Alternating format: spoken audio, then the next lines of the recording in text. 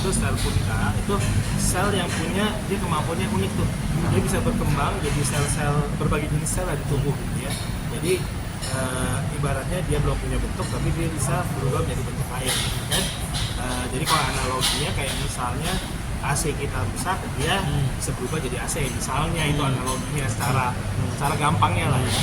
Nah, jadi sebenarnya stem cell itu pro kontra ya, masih ada pro kontra. Kenapa? Karena kan ini penelitian kan masih jalan terus ya. Tapi yang pasti ada manfaatnya nggak? Sebenarnya kalau stem cell itu emang dilakukan dengan prosedur yang benar, metode yang benar, indikasi yang benar, itu manfaatnya juga besar gitu ya. Tapi ini penelitian masih jalan terus ya. Jadi banyak misalnya nih yang udah mulai dipakai adalah transplantasi sumsum tulang belakang, itu biasanya untuk leukemia, terus habis itu untuk kelainan darah, kemudian untuk penyakit autoimun, kemudian untuk regenerasi jaringan, terus diharapkan juga nanti untuk penyakit-penyakit degeneratif yang akan datang tuh bisa dibantu. Kemudian sekarang juga banyak dipakai buat estetika, buat anti-aging gitu ya. Itu sebenarnya manfaatnya juga besar. Nah, tapi yang jadi masalah kadang-kadang gini pro kontranya. Kenapa? Karena ada yang mengiklankan kalau stem cell itu bisa menyembuhkan segala macam penyakit. Jadi semua penyakit itu bisa sembuh dengan stem cell. Nah, itu mesti hati-hati. Kenapa? Karena kan satu, tidak semua penyakit bisa sembuh dengan stem cell. Terus kedua, kan penelitiannya masih jalan terus nih. Jadi masih ada penelitian. Jadi kan kita masih ada bukti ilmiahnya, ya. Terus kemudian yang ketiga, kita mesti tahu juga nih. Ini banyak sekarang ada growth factor, ada exosom, ada sekretom, ada stem cell yang emang hidup yang digunakan untuk terapi. Jadi dianggapnya semua sama nih, pokoknya semua stem cell. Jadi itu masing-masing beda. Kemudian kalau ditanya bahaya apa enggak, ya sebenarnya setiap obat pasti ada efek samping yang berbahaya. Demikian juga stem cell, terutama kalau penggunaannya itu tidak benar. Maksudnya penggunaan tidak benar, metodenya kadang-kadang tidak jelas, ngambilnya dari mana nggak jelas, prosedurnya nggak jelas, terus dokter yang ngerjain yang kompeten apa nggak tahu nih, pokoknya dibilangnya stem cell aja, itu yang bahaya juga ya. Nah, itu bahaya misalnya bisa terjadi infeksi, bisa terjadi peradangan, terus bisa terjadi kalau misalnya alergi, terus bisa terjadi pertumbuhan sel-sel yang abnormal jadinya malahnya. Terus kemudian tadi ada yang lagi ramai itu bisa menyebabkan GVHD. Jadi itu sel-sel darah putih kita itu malah menyerang si sel-sel yang dianggapnya antigen, serang sama dia, itu penolakan itu. Jadi kalau untuk kasus-kasus transplantasi yang kompleks, bahkan kalau nggak hati-hati, nggak sesuai dengan prosedur atau misalnya tidak hati-hati atau tidak jelas, itu bisa menyebabkan risiko kematian juga. Jadi ada dampak positifnya, pasti ada dampak negatifnya. Tapi menurut saya sih jangan juga takut atau menolak stem cell secara berlebihan, tapi juga jangan juga terlalu over ekspektasi yang bisa menimbulkan segala macam penyakit gitu. Jadi yang pasti kita mesti jelas dulu.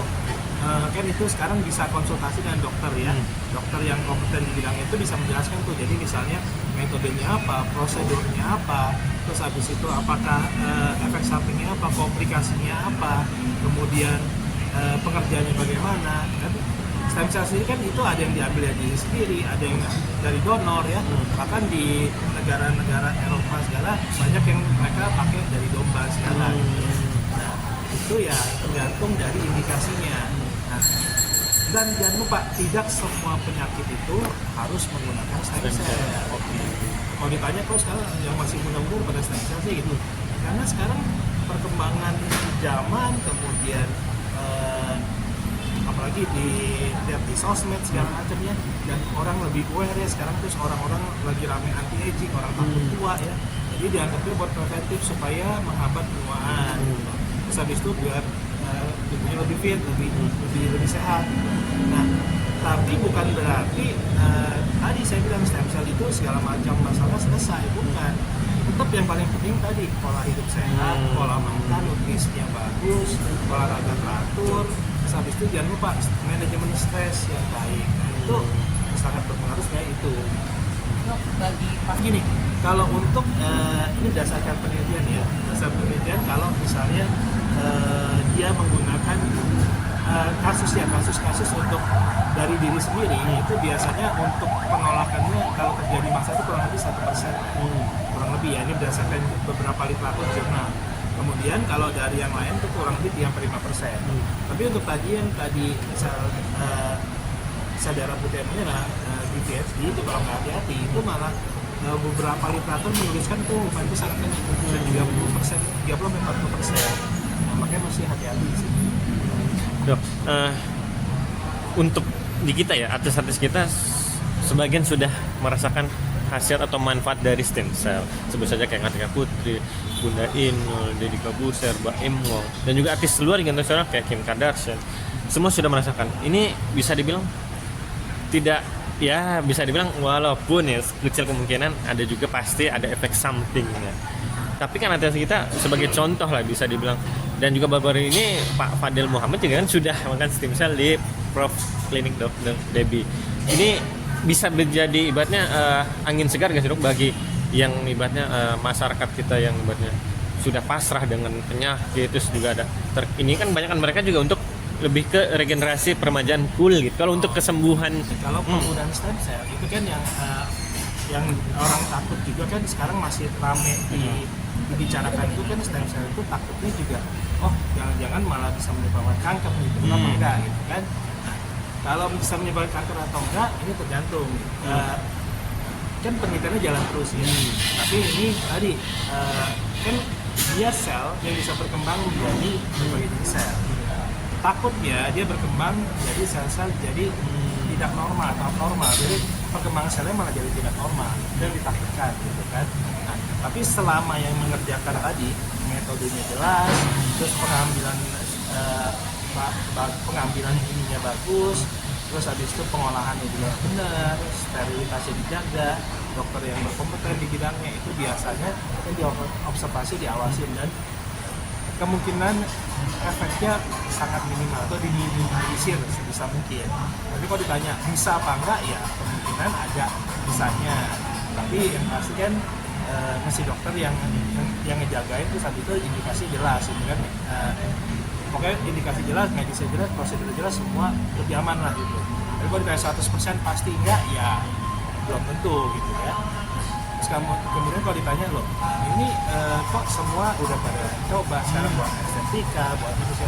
Nah itu boleh, nggak masalah. Itu kan setiap orang punya hak pilihan terhadap tubuhnya sendiri ya. Dan kalau ditanya metodenya kenapa dicoba ini, kenapa dipakai ini, tadi saya bilang karena sekarang kan teknologi ini jalan terus.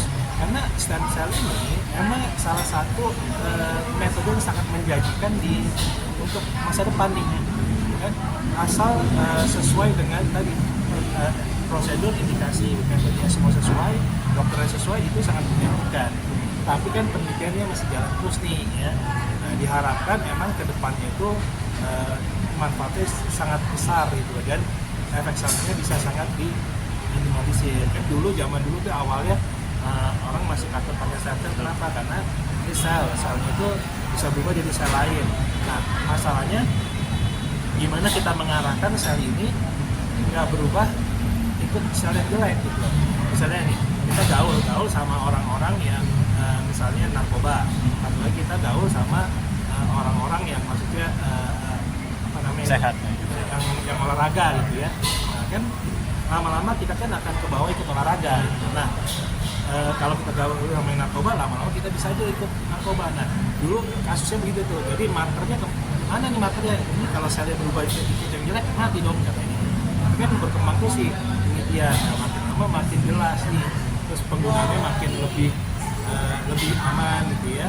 Tadi pasti ada teknologi-teknologi yang berkembang yang akan membuat pemakaiannya jauh lebih aman dan lebih terjamin. Dok, terakhir,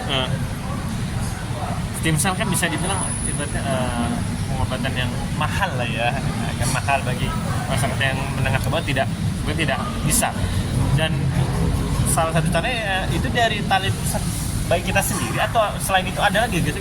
Terus boleh penjelasan juga, tadi kan ngambil dari kita taruh di Singapura, di kita sini sendiri ada gak sih dok tempat penyimpanan juga? Jadi sebenarnya jadi kalau misalnya ditanya kenapa mahal, karena emang alat yang digunakan teknologinya ini yang benar-benar stem cell ya kan, banyak yang juga stem cellan ngaku stem cell tuh banyak juga gitu. Kalau stem cell yang benernya ya mahal, kenapa? Karena metode yang digunakan mahal, alat yang digunakan teknologinya mahal itu. Jadi emang prosedurnya mahal, makanya emang harganya masih mahal sekarang gitu ya. Nah, terus kalau misalnya ambil dari mana aja, kan bisa dari tarik pusat tadi, bisa ambil dari sumsum tulang, bisa juga ambil dari fat lemak sekarang. Terus habis itu misalnya kalau ditanya